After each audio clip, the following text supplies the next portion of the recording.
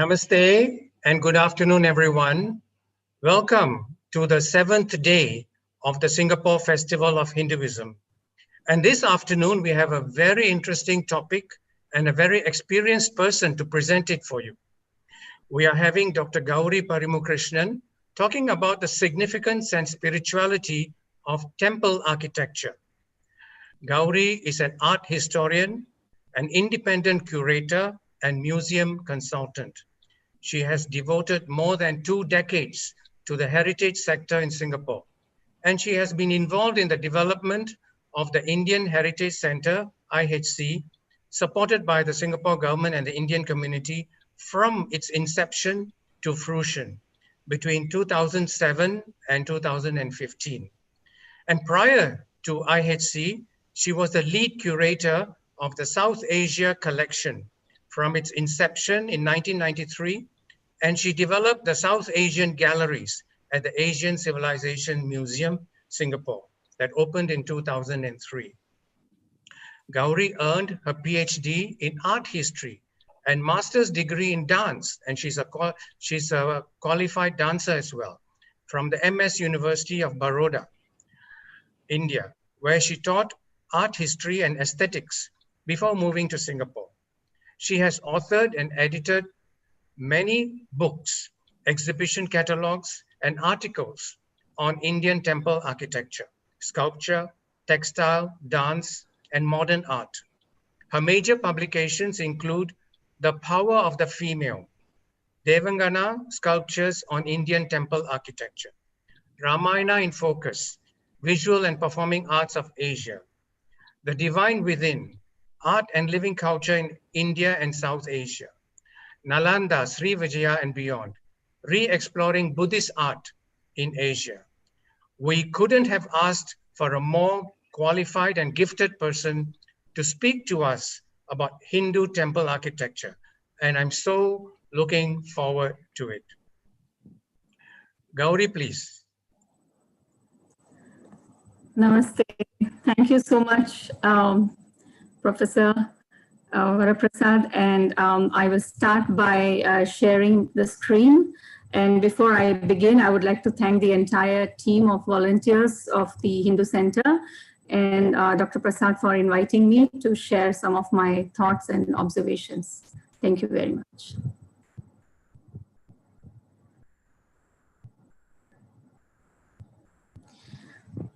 Okay.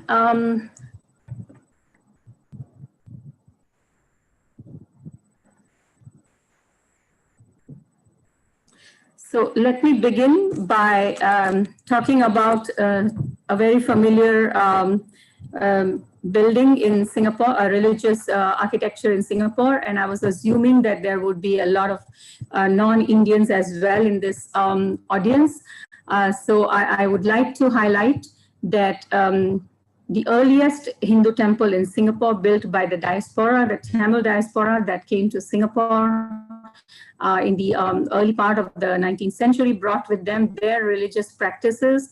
And the first Hindu temple that was that came about in the Chinatown area on South Bridge Road, the Sri Mariamman temple, is built in the traditional, what we call the Dravidian architecture. And of all the temples that exist in Singapore today, with an exception of 1 or 2, all the Hindu temples in Singapore are of the Dravidian style of architecture.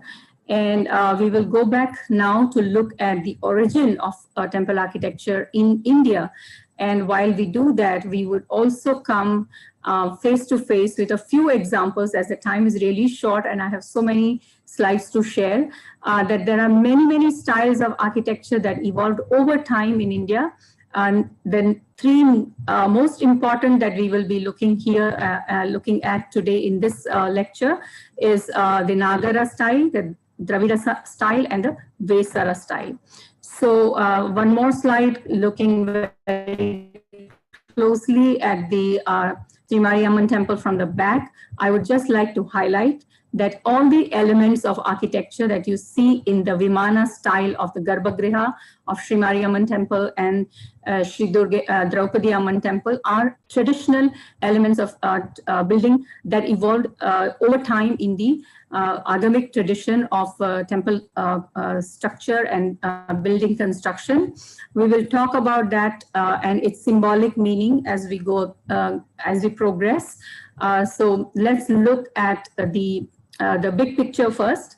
So here is a map of India with all the states. What I would like to highlight is that the Nagara style, the North Indian style, is very much prevalent in the north, west, and central India. The Dravida style is very much prevalent in Tamil Nadu, but also we have the Hoysala style, the Chera style, which is in Kerala and Karnataka, which are also very unique.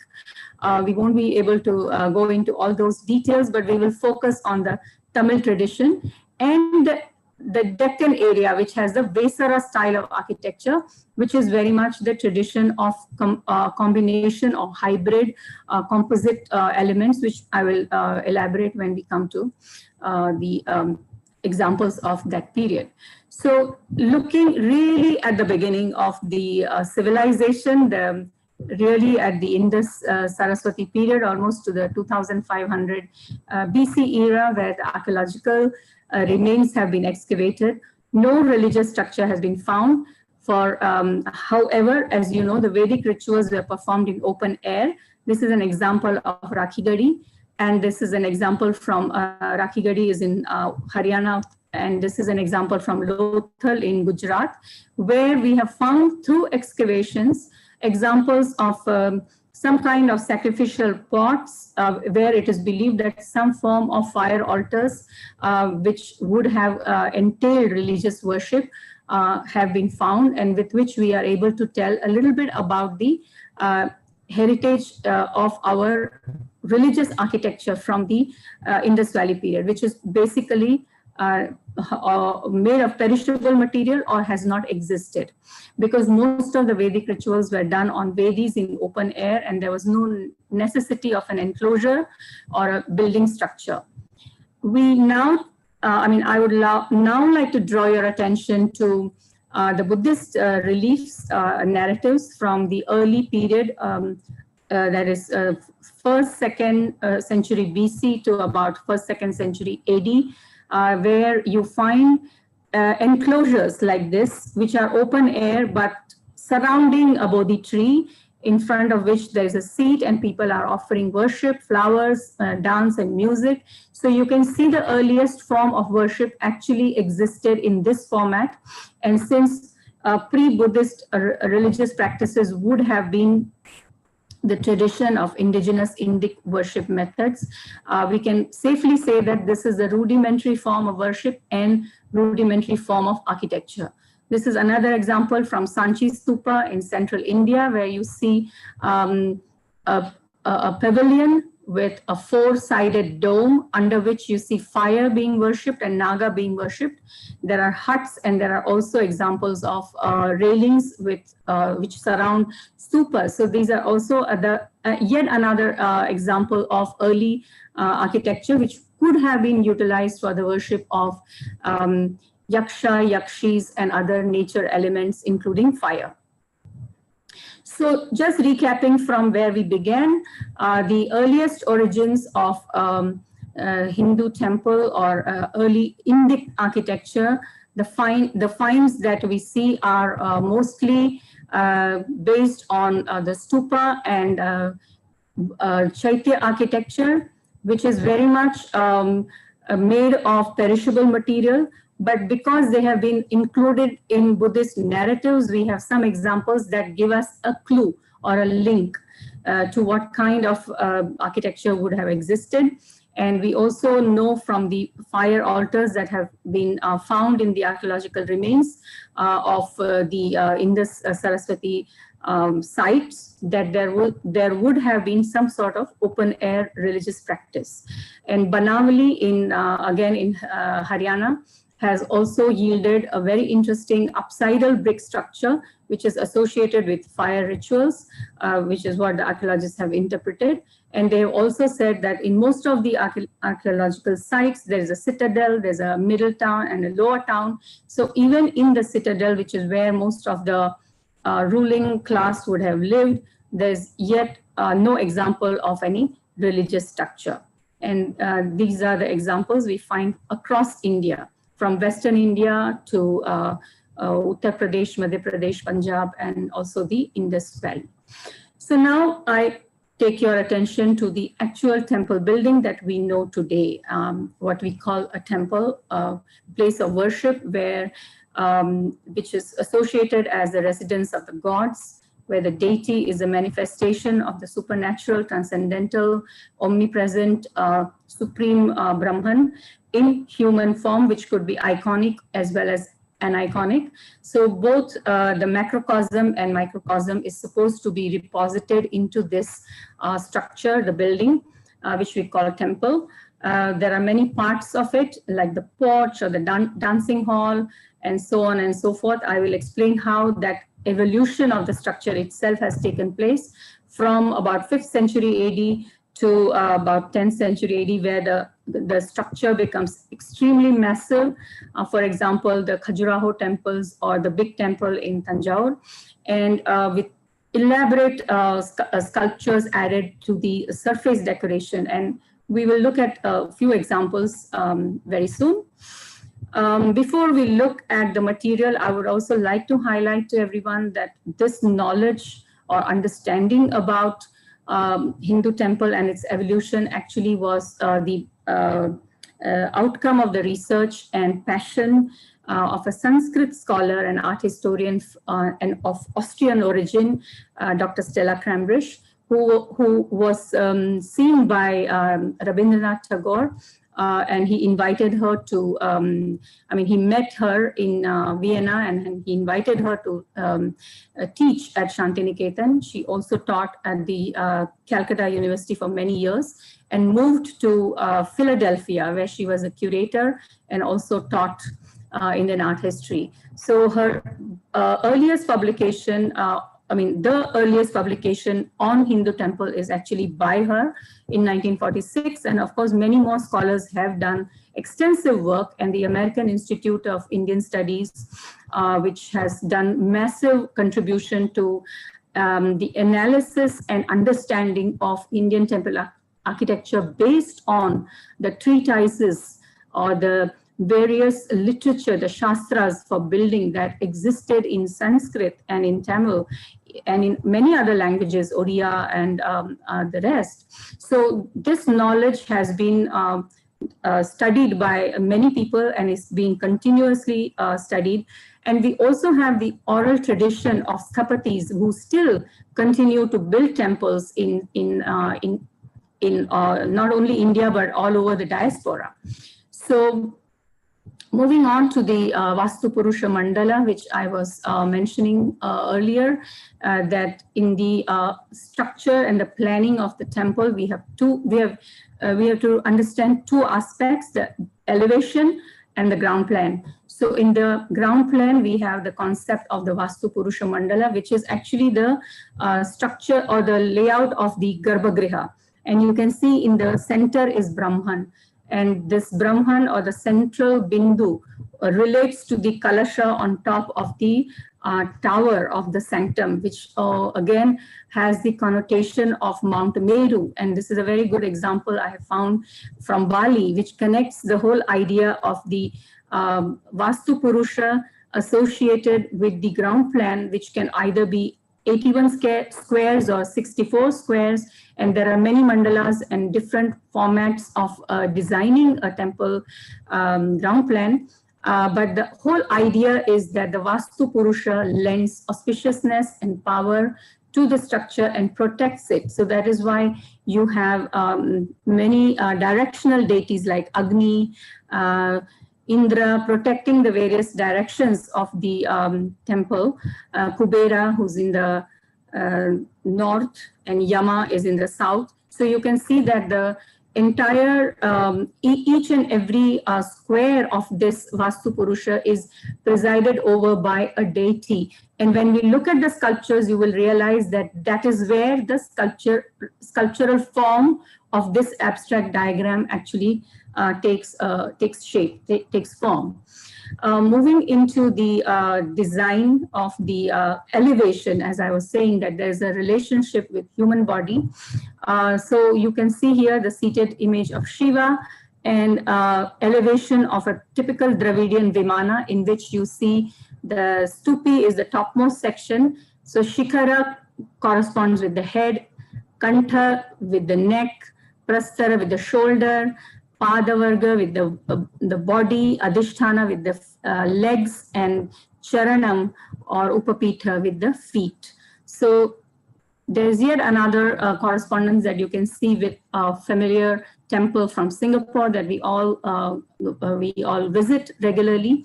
So you will also notice that there is a Deva Koshta in the center, right above the Vimana. So in the context of, say, Mariamman temple, you will see the main image of the goddess placed in the Deva Koshta, and you will also have other deities and other demigods and guardians placed on the prastara or the shoulder of the temple.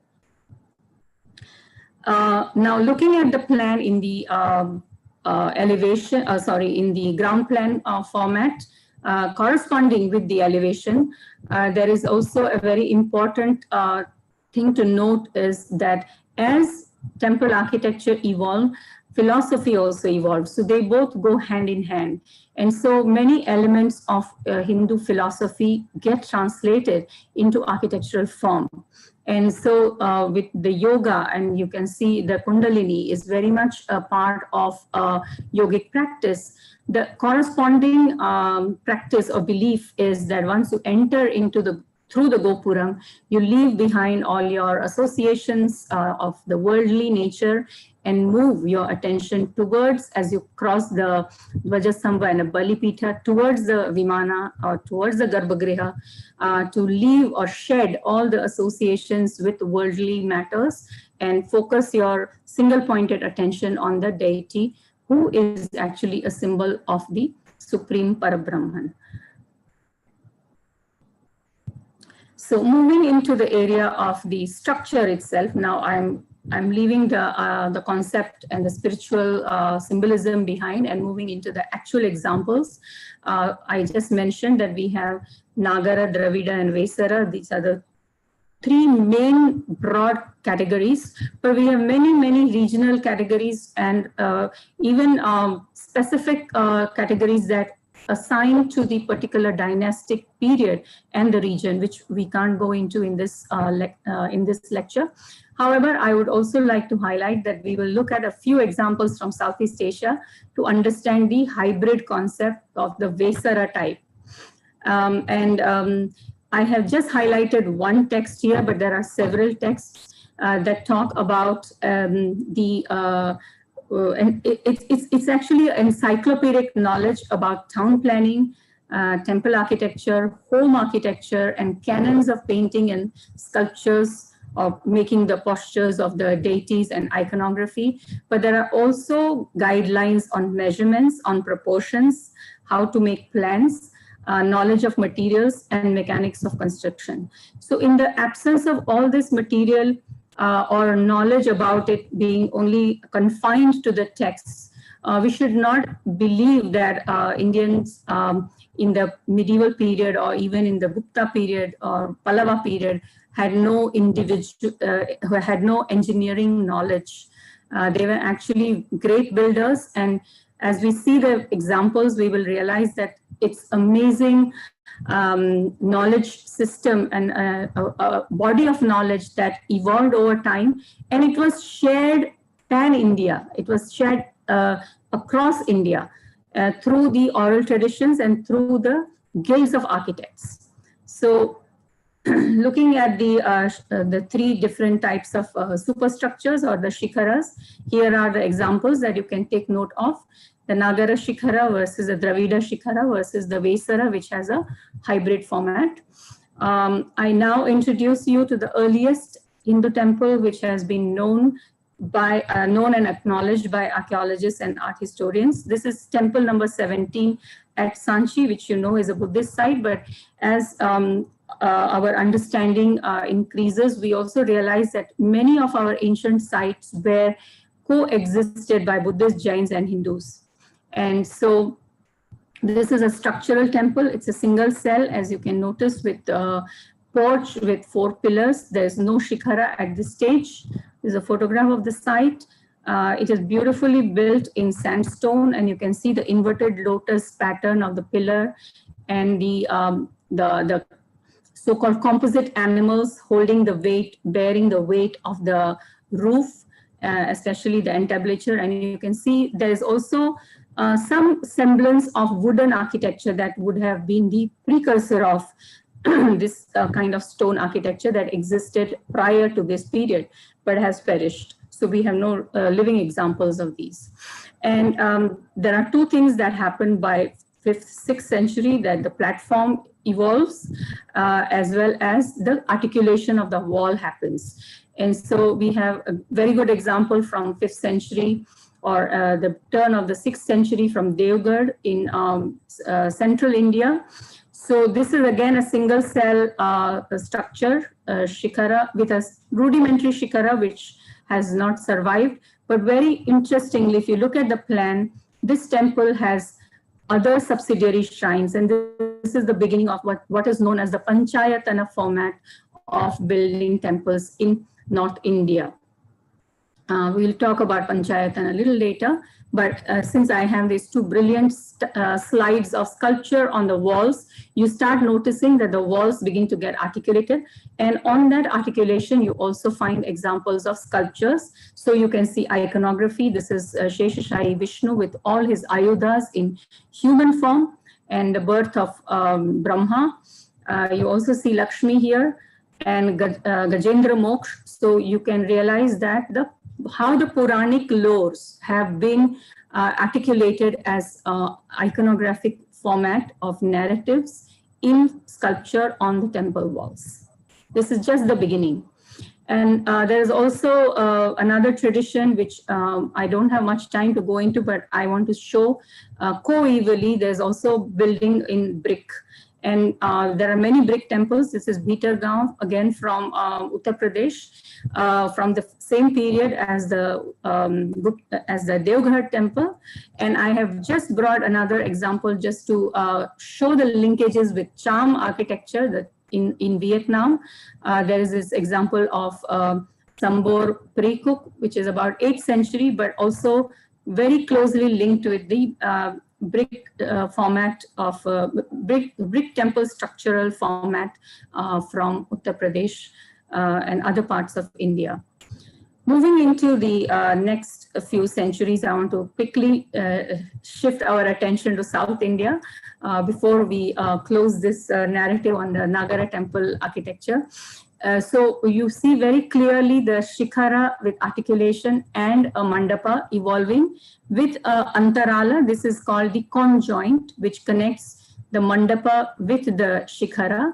And here we have Shukanasa, which is actually where the main deity of the temple's image will be illustrated, and also topped with a lion, which is a symbol of royalty, which is a symbol of power, strength, and also a symbol of purity or speech, purity in speech, or something like eternal truth.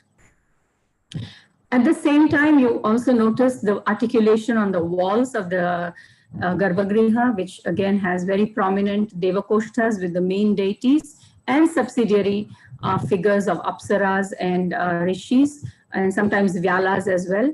And on the corners of the Garbhagriha, you will see the Dikpalas, the directional deities, which I was mentioning in the context of the Vastupurusha, which is in the diagrammatic form.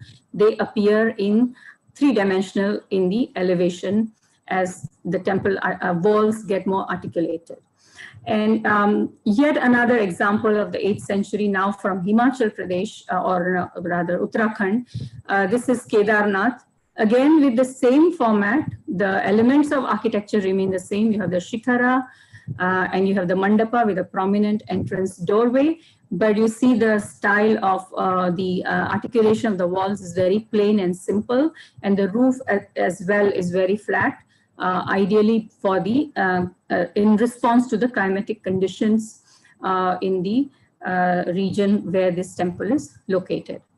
Now I want to draw your attention to a very important group of temples of the Chandela period from central India, Madhya Pradesh. This is the Lakshmana temple of Khajuraho, built by the Chandela ruler Yashovarman. So these are royal projects, and you will also notice how well defined and articulated all the structures have become in this period by this time.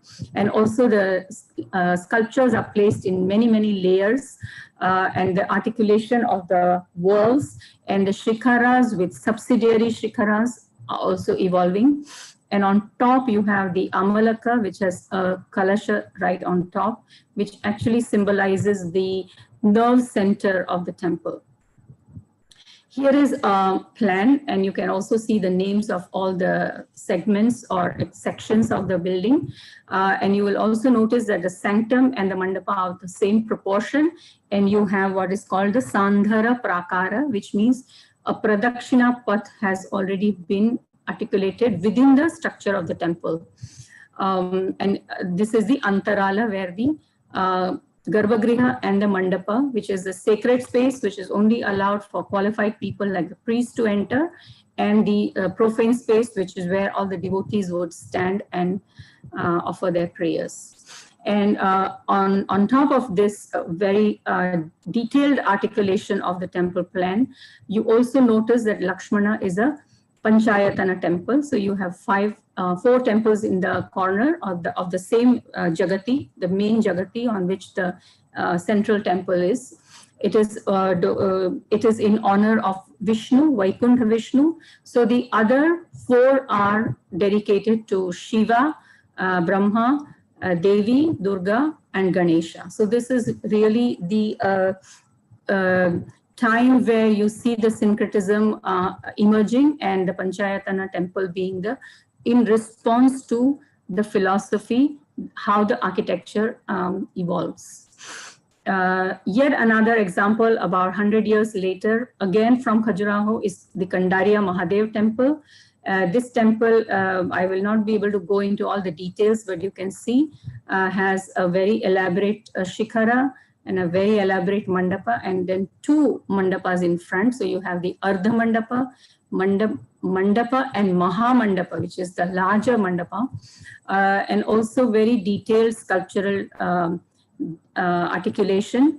And pay attention to this area, because my next slide will explain. Yeah, this is also the plan with the Pradakshina Patha, typical, same as the Lakshman temple. But so this is the region where the conjoint of the Garbhagriha and the Mandapa happens. And this is where you find the representation of what is called the erotic sculptures in Khajuraho.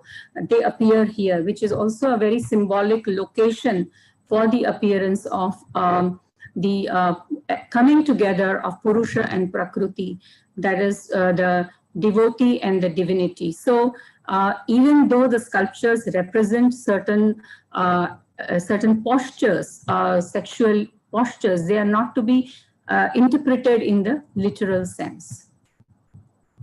You also find interesting representation of deities and articulation of the wall on sun temples. And now I'm drawing your attention to a site in Gujarat, very close to where I grew up. And this is a Surya temple. The Shikhara has fallen. And you will again notice the Adityas, that the Adityas are the different names of sun during different months. And he is accompanied by Apsaras and Rishis. So each panel of each wall is actually a representation of Aditya and his entire retinue. And this is around the whole temple wall.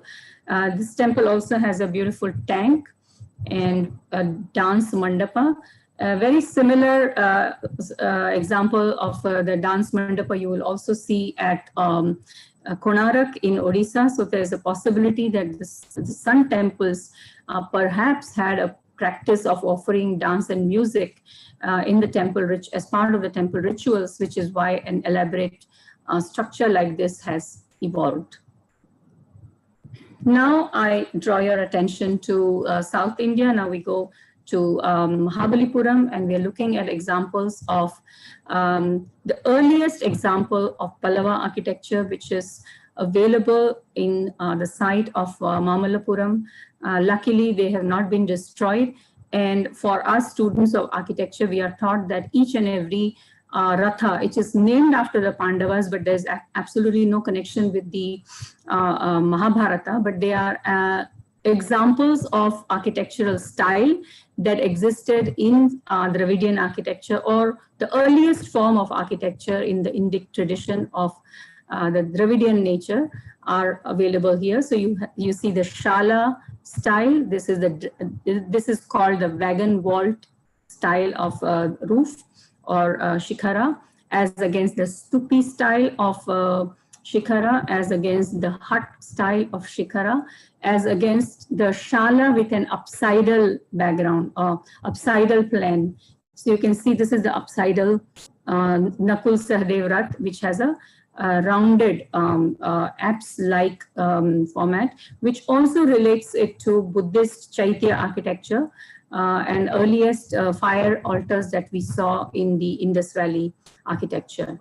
So this is a quick snapshot of the very early architectural format of Dravidian architecture that you will find evolving as time goes in the Chola period, and the largest manifestation of that you will see in the temple at Tanjavur, the big temple. But before we move there, I want to take a short, I want to draw your attention for a few seconds to another very interesting tradition of carving in rock. And Mahabalipuram is also very famous for that. So these are the Trimurti cave, the Varaha cave, and the Ganesh Rath, which are all carved out of single rock. And you will also see the Shala and the Kuta style of roof developing. This is the Shala style of roof developing. And more examples of the upsidal shape. More details of the same, the Shala and the Kuta, and the Shala from the transverse view.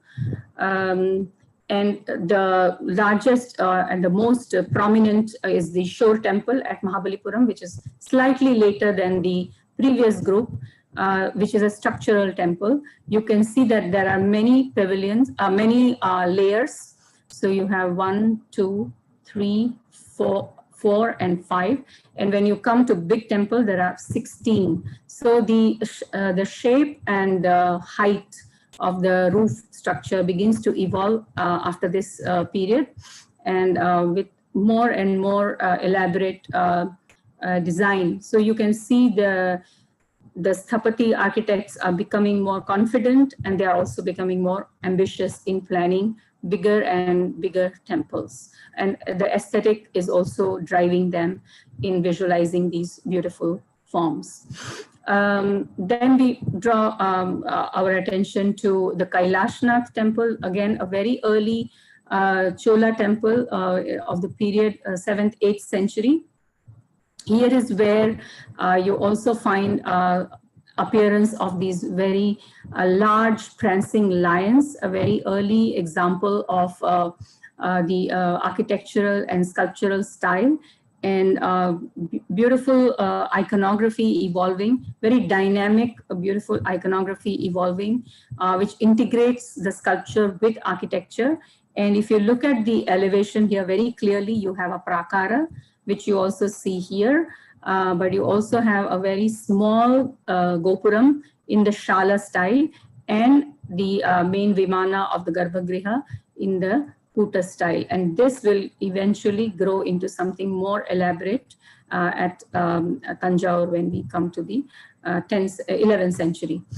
Again, drawing back your attention to the sculptural tradition, which is inspired by Puranic mythology. You have this large and unprecedented example of the descent of Ganga at Mahabalipuram, which is again a reflection of how some of these massive projects of carving religious iconography evolved in the Pallava period at Mamallapuram. So you can see many projects were being done at the same time, and both Shaivite, Vaishnavite, as well as Shakta traditions were coeval or coexisting at the same time, as you can see here in the sculptures which are rendered in the various caves.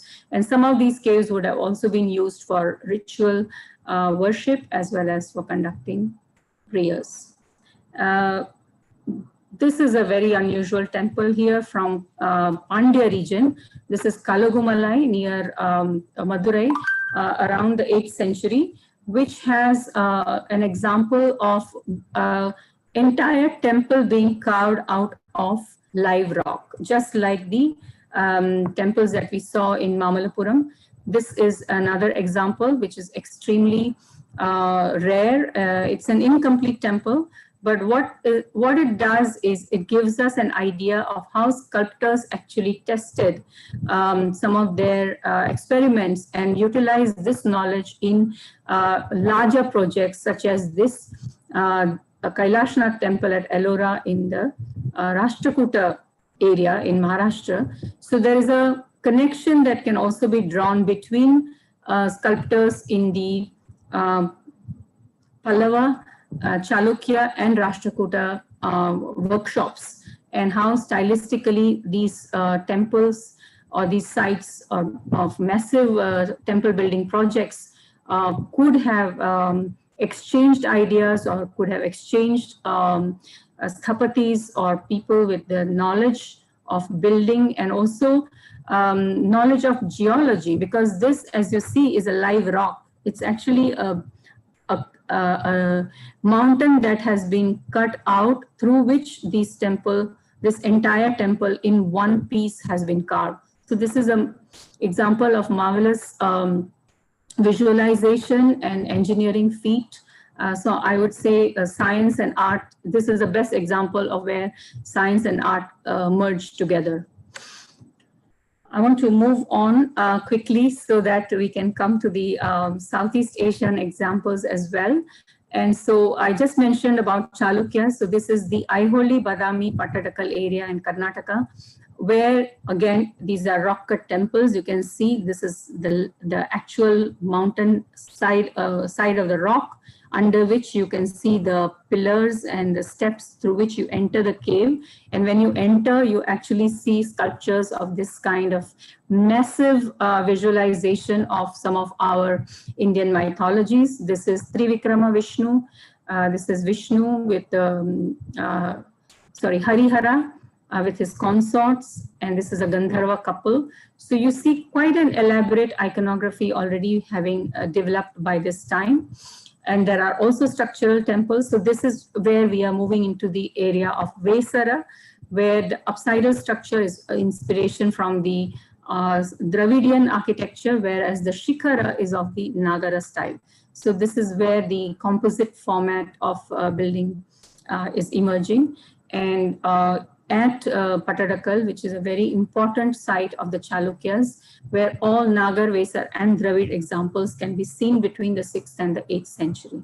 So there is a very interesting evolution that you see within one dynasty, within one site, where through different patronage and inspirations or purposes, different structures in different styles evolved. For example, this is the Virupaksha temple. I just draw one example of the reign of Vikramaditya II of the mid-8th century, where after his victory over the Pallavas, they built a temple which actually relates very closely with the Kailashnath temple at Kanchipuram. And this was dedicated by the queen. So you also come to know a little bit through this kind of inscriptions, donatory inscriptions, that women as well took part in the construction of some of these temples.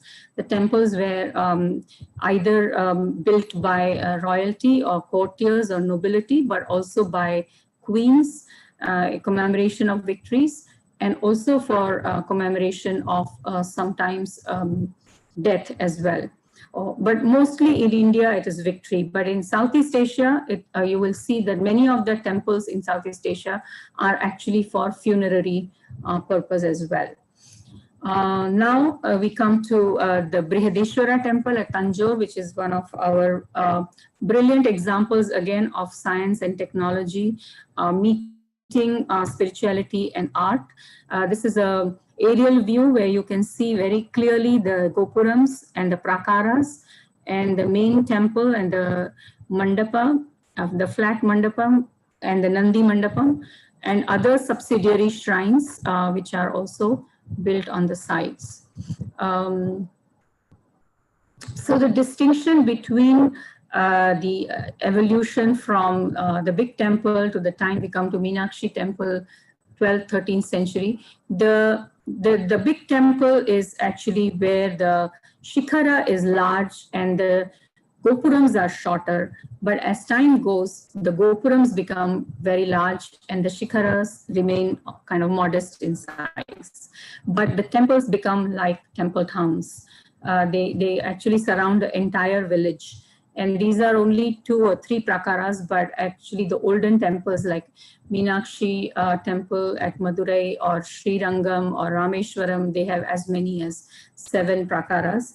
And here the temples are no longer centers of religion and spirituality, but they are also economic centers. So many people from villages migrated to these temple towns as they were thriving centers, pilgrim centers, and also many professional groups or castes of people serviced the temple. And so they lived in different vicinities that were allocated to them. So the temples are also, some of the outer prakaras are also residential.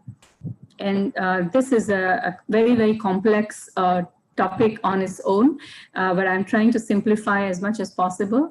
So this is a plan of the Meenakshi temple where you see the tank, the large tank, the Meenakshi shrine and the Sundareshwara shrine, as well as the 1,000-pillared hall and the Pudu Mandapam, which are structures which are added on after the Cholas by the Vijayanagara and the Nayaka rulers. So this is the view of the 1,000-pillared hall.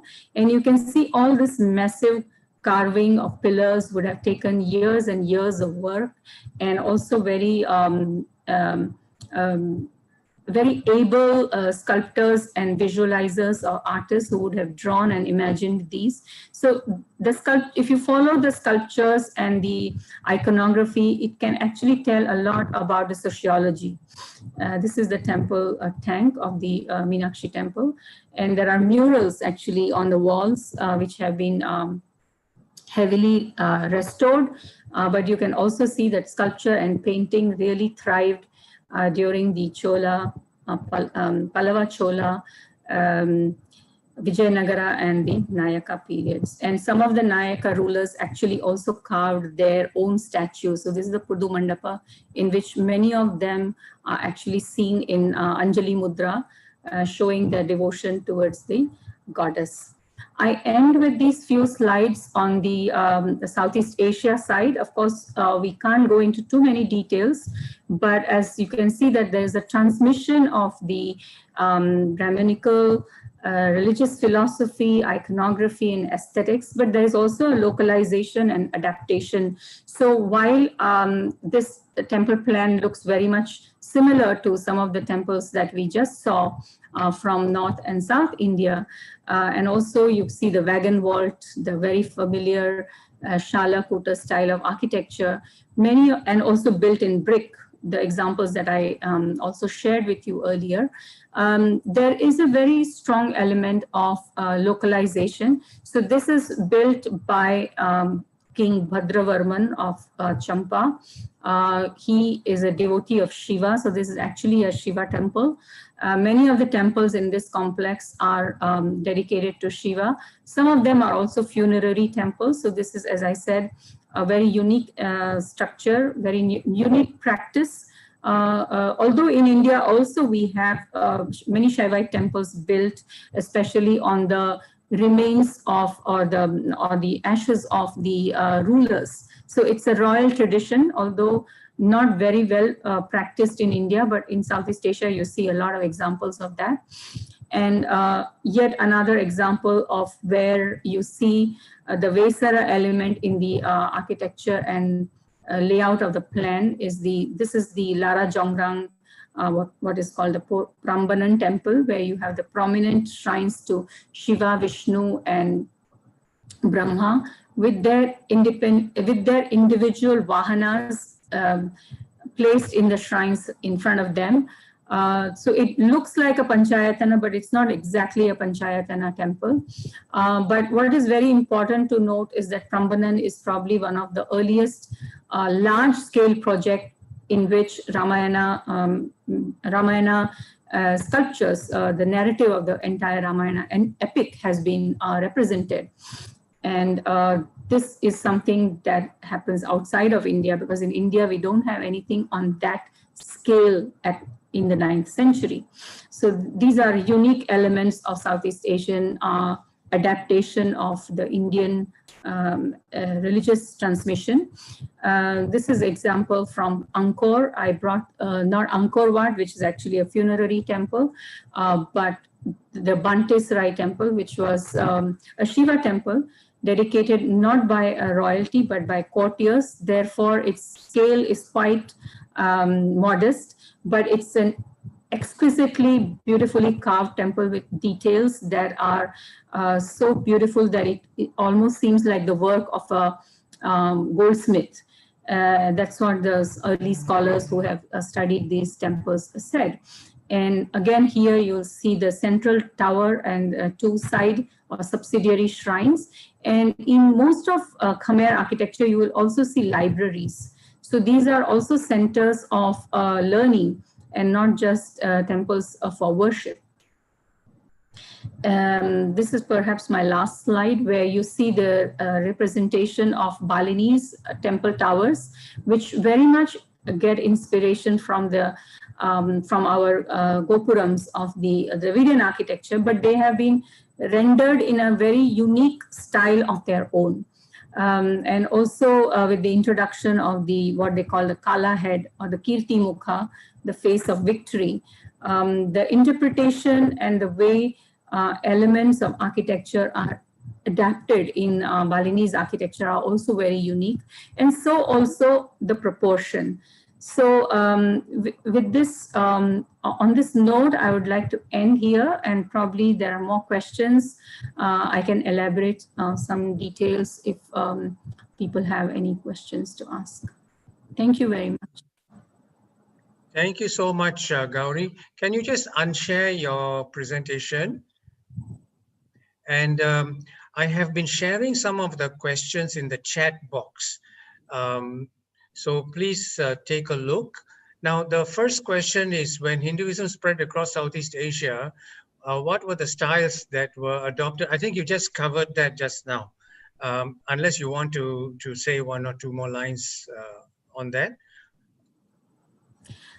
Okay. So as I mentioned, there are both the North Indian, the Nagara, as well as the Pallava, the Dravidian architectural styles that traveled to Southeast Asia.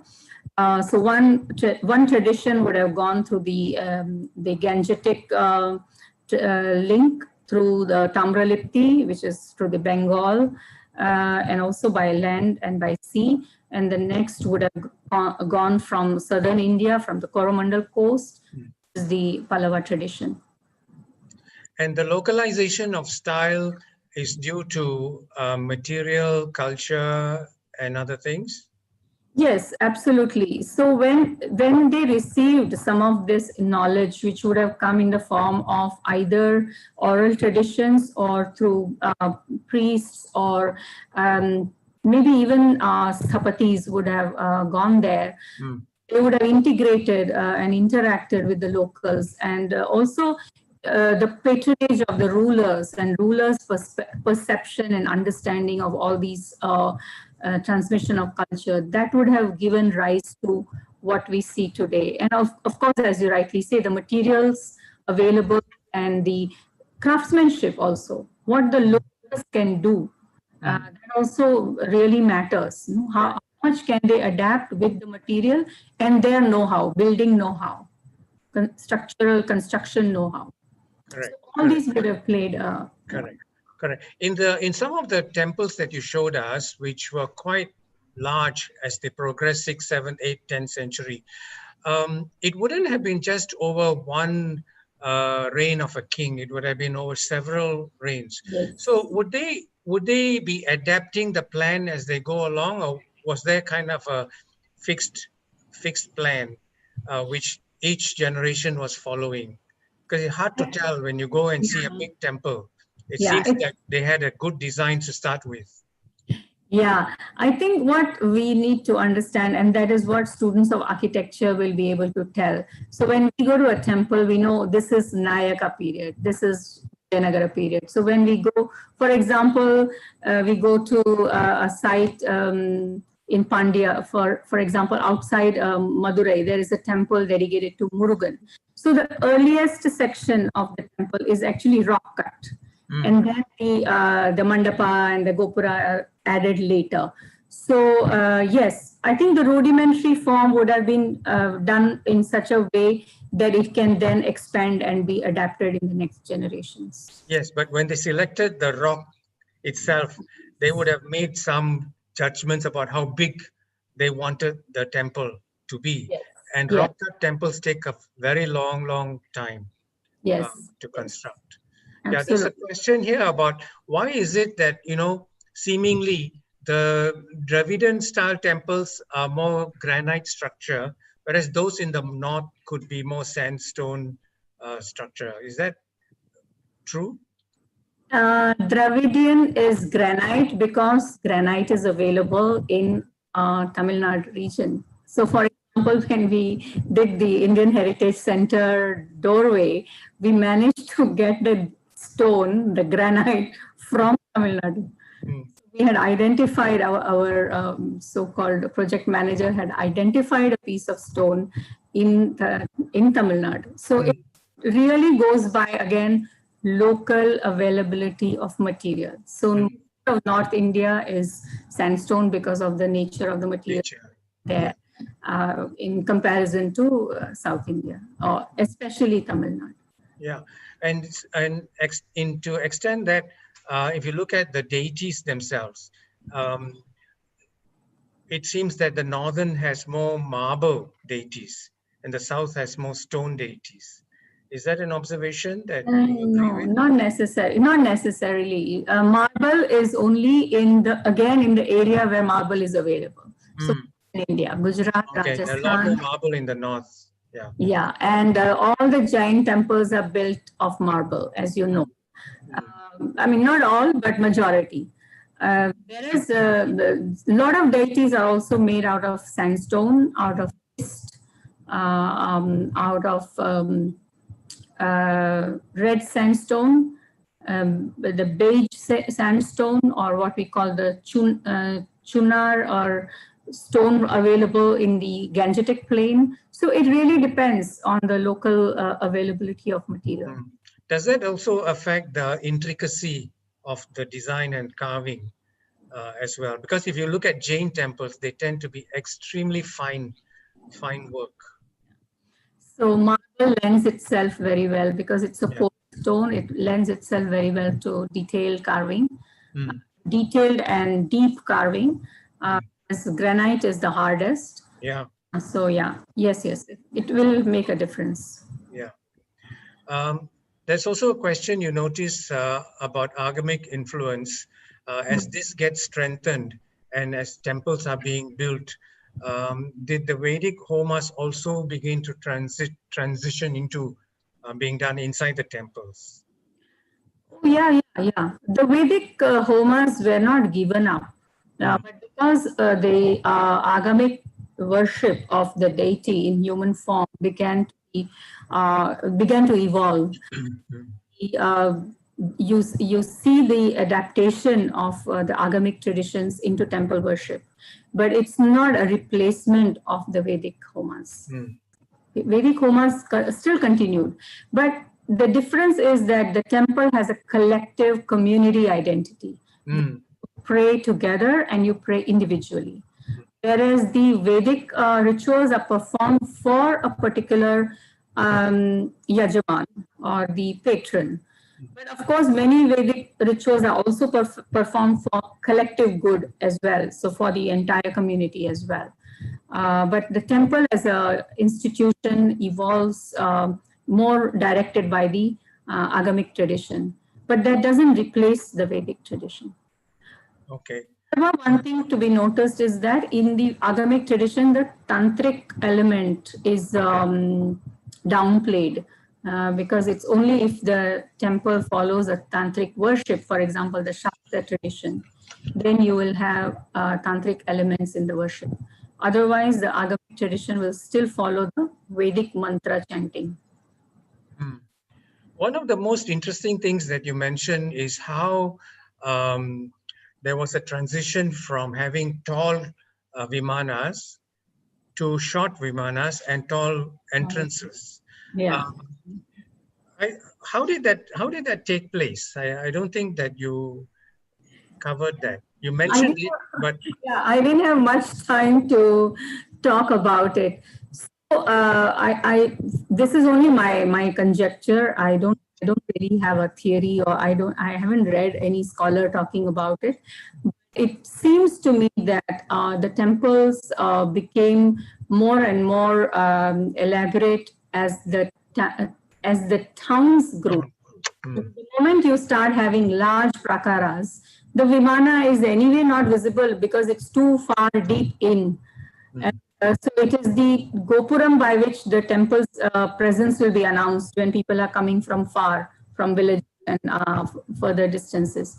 And gopurams are also built as commemoration by collective community donations. So let's say a temple is built by a ruler, but the gopuram may not come up for another 50 years or 100 years. Yes. When they collect the money and when the community gets together, they build. Or even, for example, acharya may collect money, like in Srirangam, that they will construct the gopuram. So gopuram is a gradual process, and so, the progression of the development of the gopuram is also something that is associated with people's aspiration. Yes. Yes, and ruler's aspiration. Of course, they want it to be seen from as far away as possible. Yes. One other thing before we close is that we have temples that are built in agricultural areas, flat land, but many Hindu temples are also at hilltops. Yes. Hill temples are also quite, as a matter of pilgrimage. It's much more of a challenge to. Can you say something about these progression of hill temples like Sabarimala, Parni, and Tirupati, and so on? Oh yeah. Okay, there's no one theory, but I think what is important is that certain deities are located on the temples, on the mountain. Okay. And so it is driven by the Sthala Puranam, where they appear. So in the case of Murugan, very often because he's also called a Guhan, and his appearance is always in the association with hill. So that is uniqueness about Murugan. Shabarimala, I really have no idea why it is so. Tirupati again is connected with the Sthala Puranam. So location is, while we say generically temples are associated with water bodies and mountains, but eventually what is important is the local legend or tradition associated with the appearance, pragatya of the deity. Okay, we have one final question, which is like a mystery. Are there any more shore temples submerged in the sea at Mahabalipuram? Oh, at Mahabalipuram or? I think there is one temple that is submerged at Mahabalipuram, which is yet to be excavated, and some work has happened. There's also possibility that at Dwarka, there is a submerged temple, which has been excavated by S.R. Rao whom I mentioned in my slides earlier. So some work is being done, definitely. I don't know whether in Odisha there are a possibility of more shore temples, but the possibility cannot be ruled out. I have seen some videos of lingas which are exposed during low tide and covered during high tide. Yes. Yeah, I forget that site, but yes, I have seen the images of several lingas, multiple. Yes, several. Correct.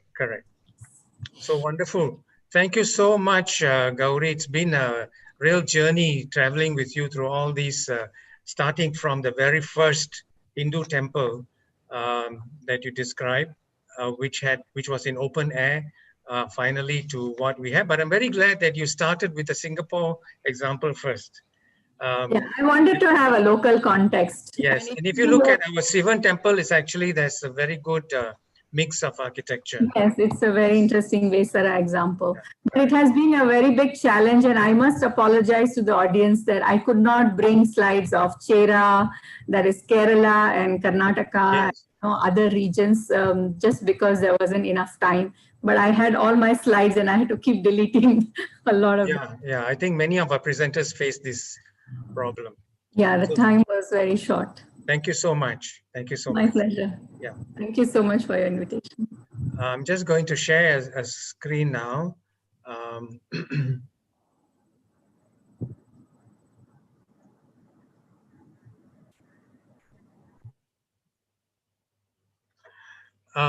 Ladies and gentlemen, as you know, this festival of Hinduism is organized by the Hindu Center. You may not know much about the Hindu Center, so let me just give you a very, very brief description. It is a charity that was formed in 1978 to promote greater awareness of Hinduism, as well as to raise the knowledge of our Vedic scriptures and practices and heritage. And the center's activities are based on the three pillars of jnana, knowledge, bhakti, devotion, and seva, service. And as you can see on the slide, each pillar supports a wide range of activities running from classes for children, yoga for adults, chanting classes, interfaith events, bhajans, prayers for the sick, mass chanting, very popular, as well as festival-related celebrations. And we are also very prominent in prison counseling with the largest group in the prisons. And for young offenders, as well as to old age homes.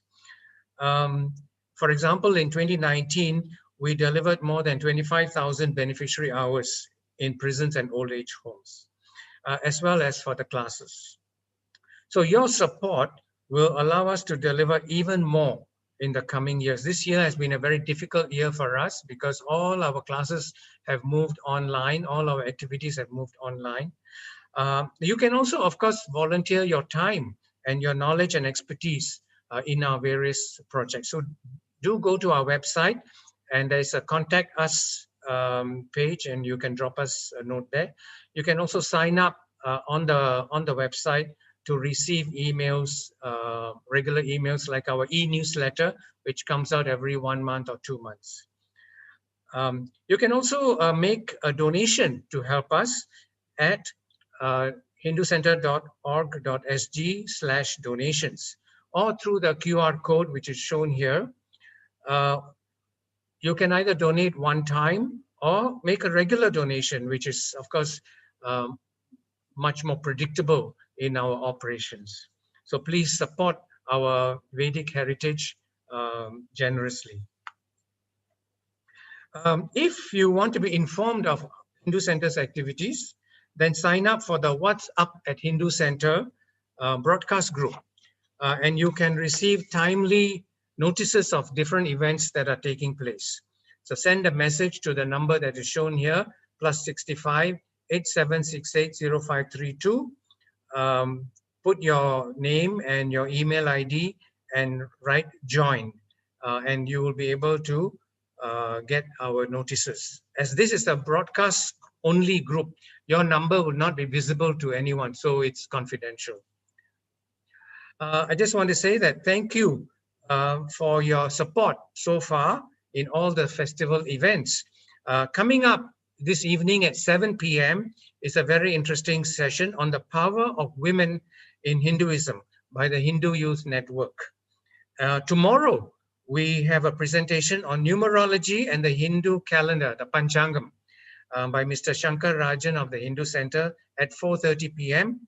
And then life lessons from the Gita by Dr. A.L. Ananda Ji of Chinmaya Seva Center at 7 p.m. Now, there are only 3 more days to go of the Singapore Festival of Hinduism. So check out the rest of the events at the festival website, www.sfh.sg. And you can get all the synopsis of events, the speakers, and also your feedback form. So we would love to hear from you, and please give us your feedback regularly. Thank you very much. And I think we can now close with the closing prayers.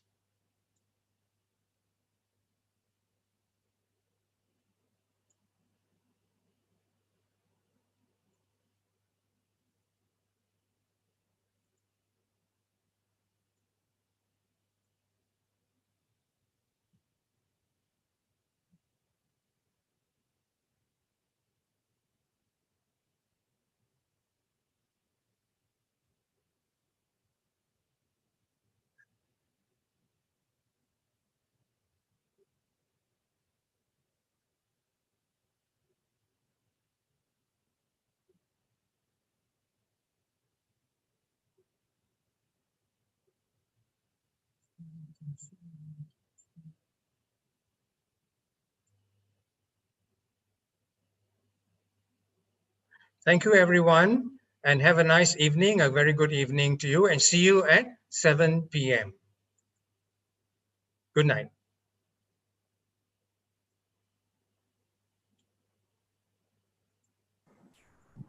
Thank you.